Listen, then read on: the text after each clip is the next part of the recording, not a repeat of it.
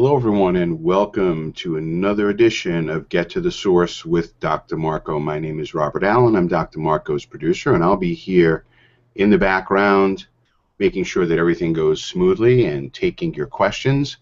And tonight's session is called Getting to Know Your Nervous System, and we've had a lot of requests for this subject matter, and we hope that you will interact with us by asking questions, and there's a number of ways to do that.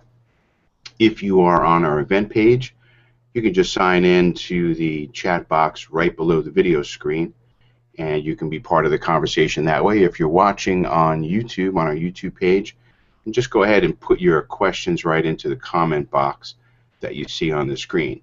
And just so you know, we're about, well, I should say you guys who are watching are about 45 seconds behind our live broadcast. So if you ask a question, we don't get to it immediately, just know that there's a little bit of a delay. So I want to get started by introducing the host of Get to the Source, Dr. Marco. Hi, Dr. Marco. Hey, Robert. We are all set for a great program tonight, and I know that we've had a lot of interest in this, and why don't you go ahead and take it away? Absolutely. So thank you so much for the introduction. I'm extremely excited for tonight for many reasons. First reason is we're doing a shorter format tonight. We're going to try something new tonight. We are going to be having about a 20-minute to a half-hour presentation rather than the normal hour that we've done. So we're trying this out, seeing how that works out. And I'm also excited because we're talking about the nervous system. As a chiropractor, my focus is on the nervous system. So, and many people do not realize how important the nervous system is to your body. In fact, it's the controlling center of your body. So you can't function well, or you can't be having optimal health if you don't have an optimally functioning nervous system. So tonight we're going to go in depth about the function of the nervous system, how it relates to your health. We're going to even have a little fun game, and you're going to find out if you're more of a right brain person versus a left brain person. So we're going to have some fun. So let's start on the goals for today. My goals for today are to, number one, increase your understanding of the nervous system for the reasons why I just mentioned. I want you to understand how the brain develops, because that actually helps us understand more of some delays that some people may go through. If you have certain delays, it may impede you from functioning optimally. We're going to learn about the anatomy and physiology of the brain, specifically the certain brain centers and what they do to your body and how they help you function. We're going to learn about the functions of the right and left brain. And lastly, I want to make neurology fun for you, because some people think of neurology and they think, ugh, I don't want to hear this. But I'm here to try to change that for you and give you a better insight of the nervous system and neurology. So without further ado, let's get to our first slide, which is actually the nervous system. So we're going to go back to anatomy and physiology a little bit, go back to the younger years. But I want to talk about the nervous system. What is the nervous system? Your nervous system is your brain, your spinal cord, and all the spinal nerves that go out to your body that help to control your body. So your brain makes up what's called the central nervous system, and your spinal cord and all those spinal nerves, they represent your peripheral nervous system, meaning going on outside. And how this works is, we like to call it a safety pin cycle. So what happens is a message starts in the brain, or something starts in the brain, and it sends a message down the spinal cord out to the body into some type of cell, tissue, or organ, and then that cell, tissue, or organ is going to send the signal back up to the brain. That's how it communicates with each other. And that's how it controls and coordinates every single aspect of you as a human being. So you can't function well if there's certain areas of the nervous system that aren't functioning well. So it's very dynamic, and a lot of the things that it does is automatic. You don't have to think about it. So that's what they call the autonomic nervous system, which is on the next slide. So your autonomic nervous system, if you think of autonomic, it means automatic. These are things that your body just does. You don't have to sit there and tell your heart to beat. You don't have to sit there and tell your lungs to breathe in and out. You don't have to sit there and tell your body to digest the food that it just ate, because your autonomic nervous system does that. And there's two aspects of your autonomic nervous system. You have your parasympathetic nervous system and your sympathetic nervous system. When in perfect balance, we function well. Unfortunately, sometimes we can have imbalances in these systems. When we talk about the parasympathetic nervous system, we're talking about, we call it feed or breed, because it's really more active when we're kind of just sedentary and we're sitting down, or we're not really stressed at the moment. And some of the things that are going to happen during that time period is, we're going to be digesting our food, our blood pressure and our heart rate are going to be a little bit lower. It's kind of just our resting time. So you think of when you're at rest, what do you want to see? The opposite is for the sympathetic nervous system. The sympathetic nervous system is more of your fight or flight. That's really when we get into a stressful situation, you're either going to fight or you're going to get the heck out of there and flight. So the things that you're going to see is the exact opposite of what happens in the parasympathetic. So instead of digesting your food, your blood is going to leave the stomach and go out to the muscles so you can run and get away. It's going to raise your blood pressure. It's going to raise your heart rate. It's gonna have you sweat a little bit more, increase the sweat glands. So when you have a good balance to this, you're not gonna have much issues. But sometimes somebody, say, can have too much sympathetic output, or they're having too much sympathetic nervous system output. So that could be somebody that has a chronic increased blood pressure. That could have somebody that has a chronic increase in their heart rate. Somebody that doesn't digest very well. If you think about some of the things the sympathetic nervous system does, if it's chronically doing that, that might be an overactive sympathetic nervous system. So it's kind of cool how you can look at the nervous system and understand how the body works and how it should work compared to what you're feeling. So the autonomic nervous system does all of this. And the cool part about it is you never have to think about it. It just does it. So that's how important this nervous system is. And that's why I want to reiterate to you, this is very important to understand. So we're going to really go a little bit more in depth about that, but let's look at what happens when we have changes in the nervous system. So at some point, we're going to have changes in the nervous system. It's just the way the body works, unless you have perfect health, which nobody has. What we want to go over is there's 4 major symptoms that we can start to see. The first thing that we can start to see, this is in no certain order. I'm just going to go over it in a certain way. But this doesn't mean the first thing you're going to see is abnormal sensation. But one of the things that we may see is an abnormal sensation. That could be an abnormal sensation of your body physically, the way you feel, like a pain, a numbness, a tingling, a pins and needles. It could also be an abnormal sensation in the body. So let's say your stomach, it starts to hurt. Your digestive system isn't working very well. Well, that's an abnormal sensation. You shouldn't have stomach pains. Or, let's say you have an issue with your gallbladder. Sometimes the gallbladder radiates to the back and you get some back pain. So it's not just pain, it could be organic sensations as well. So you can have abnormal sensations when you have changes in the nervous system. You can also have abnormal motor patterns, or the way the body moves. Your body is meant to move. Sometimes we can move too much, sometimes we can move not enough. Some of these symptoms and signs that we see are going to give us an indication on where in the body and where in the nervous system we want to focus on you to try to help you. So some issues or some things that you may see when you have abnormal motor patterns or body movements is your typical balance and coordination issues. Some people, have a hard time, let's say with sports. They're not the most coordinated children or adults out there. So that's just showing that their nervous system isn't at optimum because they can't do those fluid movements. In a more aggressive way, an abnormal motor movement could be like a twitch, a movement disorder such as Tourette's or Parkinson's. That's more of the aggressive patterns, but it's another indication that something's going on in the nervous system. So you got to think, if you have abnormal movement of the body, you're going to have abnormal thought patterns as well, which brings us to our third one, which is your abnormal thoughts. You can't have an optimally functioning nervous system if your nervous system isn't working well. So you're going to have changes in the way you think. And some of those changes can be seen in very common disorders that are labeled on children and adults. You know, those labels are ADD and ADHD, autism, depression, OCD, bipolarism. Some of these are just changes in the nervous system that is having the person think in a different way than what would normally be seen. So that's another sign and symptom that that person is having some type of change in the nervous system, and that needs to be addressed. That doesn't mean that they need more drugs to calm down those thoughts.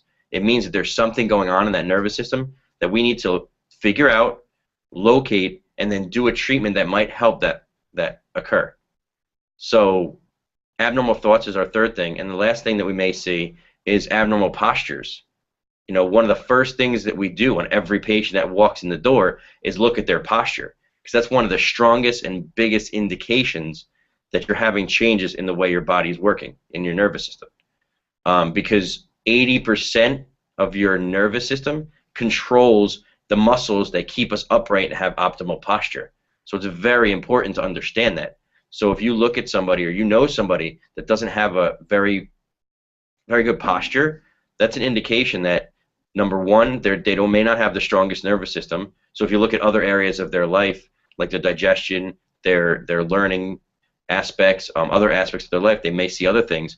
But posture is a very big indication that that person is not having optimal function, which means that they're not going to have optimal health. It also is an indication that they would benefit very well from chiropractic. And a lot of people are afraid of the chiropractor. They don't know what's going to happen, but it's something that really, really helps improve their posture and in turn improve their overall health, because if you're changing the posture, you're changing the output and input going into the nervous system, which means you're improving your health. It's the way the body works. So those are some signs and symptoms that you may look for to see if there's any changes in your nervous system. And I'm sure at some point you all have had that at one point. I've had it at one point too, which is why I get adjusted regularly and do the necessary things that'll help me. So we talked about the nervous system being two aspects, the central nervous system and the peripheral nervous system. So the peripheral nervous system was more of that autonomic nervous system that I was talking about. The central nervous system is more the human brain, and that is the control center. You know, if you talk about the NASA and space, that's your that's your Houston, is the human brain. It controls and moderates all of your function. So we need to understand a little bit more of what goes on in the brain, what area of the brain controls what, and it really helps us understand ourselves, and as a doctor, it helps us understand you.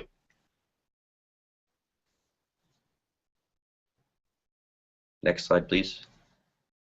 So we have some areas of the brain we're going to briefly discuss, and then we're going to go a little bit more in detail. So the brain is made up of three major regions.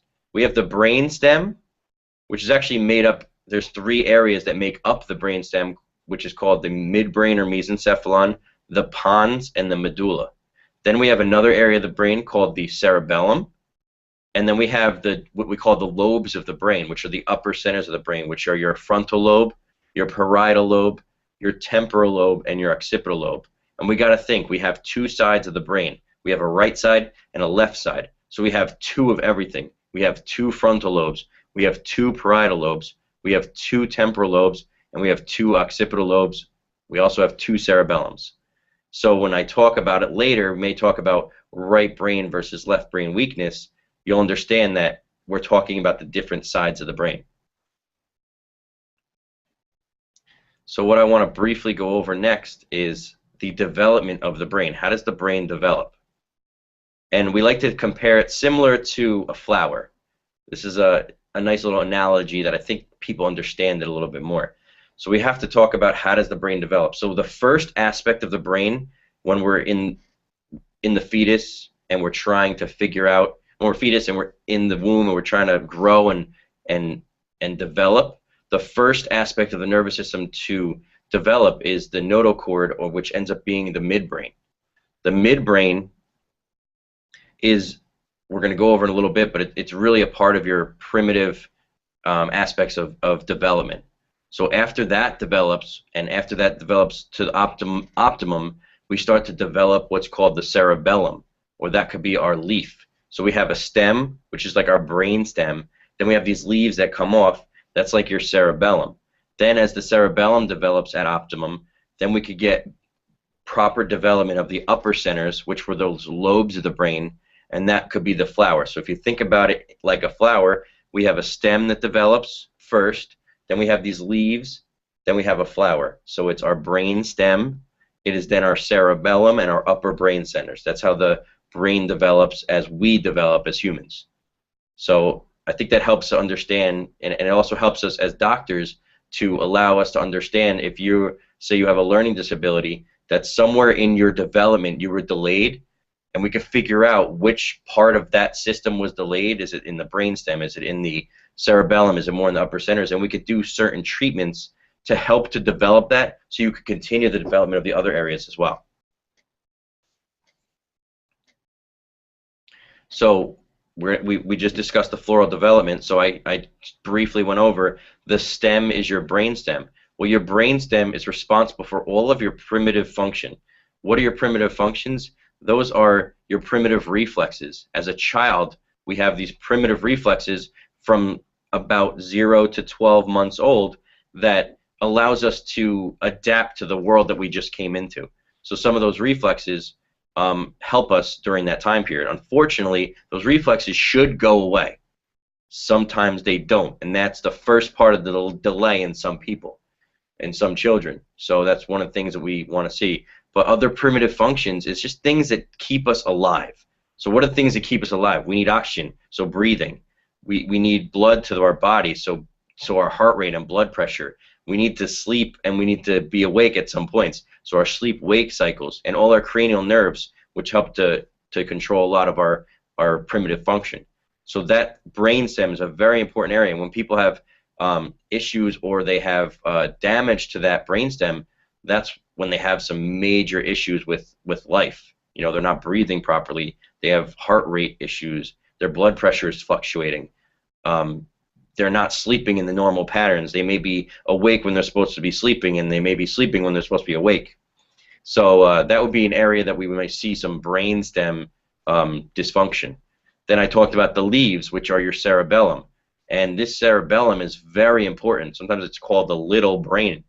It's responsible for coordination, or balance and coordination. So for us to be able to stand upright and be coordinated, and stand upright with good posture, it controls our postural muscles. That's very, very important because we need to be able to adapt to the world around us. So the cerebellum is very important for that, and it also helps to coordinate our eye movements. The flower, which is the upper brain centers of, and that's our 4 lobes, which we're going to go over right now. So we have the flower, which are those 4 lobes that I talked about. So we have a right brain and a left brain. Remember that. So we're going to talk about a right frontal lobe and a left frontal lobe sometimes. But the frontal lobe, what is that responsible for? The frontal lobe is responsible for our executive function. It's our CEO of the brain. It's responsible for our decision making. You know, is this the right decision or is this the wrong decision? Should I do this or should I not do this? And the right brain and the left brain is going to have an effect on that, which we're going to go over later. It's also responsible for our voluntary movement. So there's involuntary movements that we have and our voluntary movements. So our frontal lobe is going to help us with our voluntary movements. So it's going to help you, you know, move your right hand to grab the cup of water that you need to have. So that voluntary movement is going to be controlled by that frontal lobe. It's very, very, very strong with our attention, our impulse control, motivation, and language. So if you think about it, there's some children out there that may not be very attentive. They may just do things out of impulse and they may not think about it. So if you think about those type of kids, those are your ADHD kids, they might be your autistic kids. They're labeled with that, but they tend to see a weakening in the frontal lobe of the brain, more specifically in the prefrontal cortex. So the frontal lobe is very important for that aspect of our function. Then we have what's called the parietal lobe. So your frontal lobe is right in the front here. The parietal lobe is right near the temporal area, around this area. And that is your human body map. It helps our body know where it is in space. So based on all of our senses, it helps build a coherent picture of your world, so you have an understanding of what's around you. It's responsible for all of the input or all the sensations that we get from the lower portion of our world. So we have two portions of our world neurologically. Let's just say from eye level down is your lower portion, let's call it, or that's the area that is very strong input to the parietal lobe. Then we have our upper part of our world, which is like say eye level and up, and that's we're going to learn in a minute is more of a temporal lobe aspect of the brain. So the parietal lobe, like I said, has that lower portion, so from eye level down. So some people that may have issues with the parietal lobe, they may always walk into something. They may always stub their toe on the chair. They always may bump into the wall on one side because they don't see that aspect of their body, or they're not seeing it as well as they can. They're seeing it, but not as well as they can. And then lastly, with eye movements, the parietal lobe coordinates pursuit eye movements. So what's a pursuit eye movement? That's tracking something. Let's say you see a nice car that you like, and you just follow that car as it goes by. That actually is what's called a pursuit, and your parietal lobe is responsible for that. And there's certain tests that we do, which we're going to learn in the upcoming webinars that I do. We're going to learn how we test this system to find out what area of the brain needs to be focused on. So, checking pursuit eye movements is a great way to see is the parietal lobe working very well. So the temporal lobe is that fourth area of the brain that we're going to talk about, and that has an integral part of your speech, language, and memory, as well as facial recognition and object recognition. So for me to be able to grab this phone in my hand and know that it's a phone, your temporal lobe is responsible to know that that object is that phone. So we can actually use that as a test. So we may have you close your eyes. We may put, say, a pen in your hand, and we ask you, what is that? And if you can say, oh, that's a pen, we know that the temporal lobe is working there. But if you say, man, I don't know what the heck that is.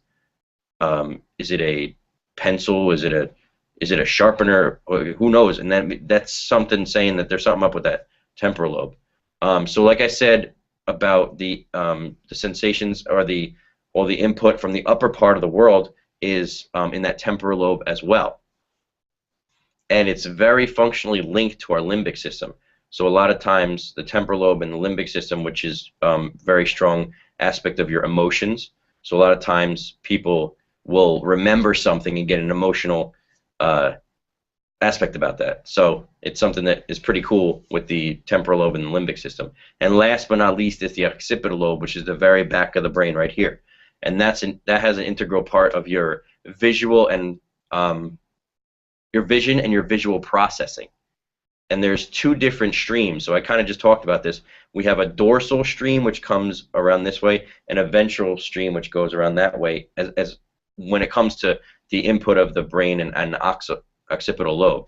So the dorsal stream is more of that parietal lobe activation, which is coming from the bottom portion of the world, and that area is going to tell you where an object is. Like I said, the parietal lobe is very strong in telling you where you are in space. The parietal lobe is also going to tell you where an object is. So to know that I have a phone right here on the right side of me, I know that because of that parietal lobe. Then the frontal stream is more that temporal lobe, the upper portions of the world, and that's going to tell you what the object is. So your parietal lobe and that dorsal stream is going to say where it is, and the frontal stream or the temporal lobe is going to say what that object is. So I know it was a lot of information right there, but it gives us a little understanding on as a clinician, when we look at you and when we treat you, it'll give us an understanding on what aspect of the brain should we focus on based on what you're coming in with. So it's really cool to use the nervous system to our advantage and figure out where we can help you the most. So we talk about brain balance, and this is what I was talking about. That's why I brought up the right brain versus the left brain. So the right and left side of the brain, they each have different functions, but they're supposed to work in sync in order for us to perform in life properly. Unfortunately, many times a neurological disorder can occur due to an imbalance in that brain, which means that the connections, the neurological connections in one side of the brain are much more efficient than the opposite side. Not that it's not working on the opposite side, it's just that the connections aren't as strong, there's not as many connections. So when we have one part of the brain that's very strong and active, then we have another side that is a little bit weaker, we may see some signs and symptoms that we look for in certain disorders. So most of us, or all of us, have some degree of difference, but the greater the difference, the more severe the disorder or the problem will be. So we all are going to be more stronger on one side than the other. But if somebody is a very strong, right brain and not very strong on the left side, somebody like that may, show up with more, depressive type symptoms. They may be more like dyslexic in those respects. And we're going to go over what the right and left brain do right now. It's going to give you a little understanding on how we're able to tell this. So we have a right side of the brain and a left side of the brain. So if you think of the left side and the right side of the brain like a gas pedal and a brake on in a car, so your gas pedal is that left side of the brain. So it wants to do things. It wants to initiate movement or initiate thoughts or initiate an action, where your right side of the brain is more of a brake. It kind of says, I don't want to do that, or that's not a good idea to do that, or maybe we shouldn't move like that. Or so when in sync and when in perfect sync, you're going to have the right actions being made. But when you have one side, becoming stronger and the other side becoming weaker, we may start to see symptoms in this respect. So the left side of the brain, the type of person that is going to be stronger left brain, or the aspects of function with the left side of the brain, they're going to be more detail oriented. Those are your people that are very structured, and everything is very detailed to them. They're very, very intelligent or very smart individuals. They have very, very strong, small, fine muscle control. That's like your fingers. Like some people type really fast, or some people type really fast on the phone. That's fine motor movement. That's going to be a very strong left brain function. They're going to be good with word reading, so physically reading the words. So we talked about that the left brain is very detailed, so it's detailed to the physical words. It's going to be stronger with math calculation as opposed to math reasoning. So it's going to be good at your addition and your multiplication and stuff like that, but it's not going to get the more higher level concepts of math. It's going to be more of a planner because they like that detail. So your planner is going to be that left brain. They're going to have more positive emotions. They're going to be curious and impulsive because that left brain wants to do things. So they're going to be more apt to do things and be, overactive. They like routine, sameness, and familiarity because they like that detail. So they're people that may not like to have change in their life. So that would be somebody that's strong left brain. And the left brain activates the immune system or immunity. So they may be somebody that has a very strong immune system that they very rarely ever get sick. Where on the opposite side, we have the right brain, which is your brake. It's more of seeing the big picture rather than getting the detail. It's more emotional in its respect, in its function. It's more for large group muscle control. So some large muscles would be your postural muscles. So somebody with the right brain may have great posture, whereas a left brain weakness may have not so great posture. As far as reading, instead of reading the physical words like that left brain, it's going to get more of the concept and reading and comprehension of it. So it's understanding what it's reading rather than just reading it. As far as math, it's going to be more about math reasoning and understanding the big than just saying 2 + 2 is 4. It's going to understand that Johnny has 12 apples. He gives 3 to Debbie and 5 to Doreen, and how many does he have at the end? So now you have to put it all together, and that right brain really is strong with that type of math comprehension. They're more of the doer rather than the planner because they're just going to do something. They don't care about that detail. It's going to be more negative in its emotion. If we have a positive aspect of the brain, we're going to have a negative aspect to balance it out. So they're going to be more negative because they have that break. They have the that caution sign on them. So they're always going to think in the respect of, man, maybe I shouldn't do this. So it's going to be more, it's going to seem more negative, but it's just to protect you. It's going to be cautious and safe with its actions because of that caution. It likes newness and novelty, so it doesn't like that repetitive routine. It likes to see new things. It's very strong with its social skills. They're very well in an environment where the social skills are needed. And it suppresses the immune system because you don't want an immune system that's overactive. So to balance that out, it suppresses the immune system. So when good balance, we have a good immune system. But when one side of the brain versus the other starts to weaken, we may see changes in our immunity. So just based on that, you may start to say to yourself, oh man, that's me on the left side. I'm totally left brain. Or, ooh, that's me on the right side. But it gives us a better understanding on who we are as human beings and why we are like that because of what's going on up here in that brain. So I like to do that. It's a fun little game, but it also gives us insight on what type of person you are and how we're going to help you. Because in the future, like I said, one of the next webinars we're going to do is we're going to, instead of just talking about the function of the nervous system and what the nervous system does, we're going to talk about how do we treat it and how do we test it, which is going to be an awesome webinar coming up. So which side are you? Are you right or left side?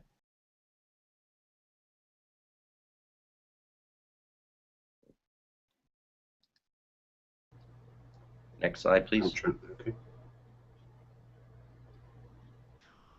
Sitting, trying to think if I'm left side or right side. Yeah, it tends to do that when you see that little chart. And so this is just another chart that I have that is symptoms of left brain weakness versus right brain weakness. So the other one was more about what does a left brain and right brain do. This is more of, okay, if you have weakness on this side, these are some of the symptoms you may see. Or if we have weakness on the right side, this is some of the things you see. So just briefly, let's go quickly over the right side. You know, you may see some hyperactive aspects. You may have poor gross motor movements. So that's like the really big motor movements. So they may seem clumsy. They're going to be more awkward and clumsy. You may have poor attention and focus. You may be impulsive or distracted, unable to control our emotions, poor nonverbal communication, inappropriate social behavior. I'm not going to go one by one through this, but there's a lot of things that could occur when you have that right brain weakness. If we think about the left side of the brain, some of the things you may see is you may be poor with that reading because you can't focus on the detail. More fine motor problems, so the handwriting may be very, very sloppy.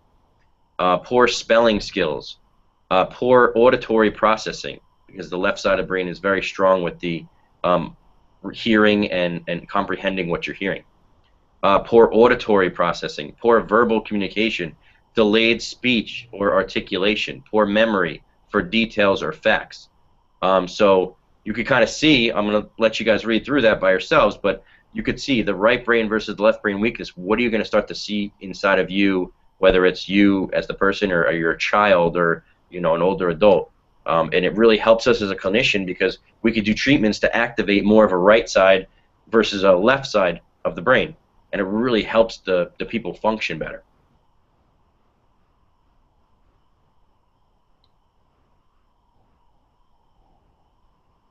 Next slide. So yeah, so I know I went through that quickly, and I hope we have a couple questions. If not, I hope I was detailed enough that you got an understanding a little bit more of what your nervous system is all about. If there are no questions, do we have questions, Robert? We don't have any questions at the moment. Let me just check through again. No, nothing at the moment. Okay, that's fine. The nervous system is a complex thing. Sometimes people hear it and they love it, and sometimes hear it, they're like, their eyes are glazing over. But Sure. Whether you're like that, it's still important to understand it because your nervous system is really you. How your nervous system functions is how you function. Your personality is based on your nervous system. Your immune system is based on your nervous system.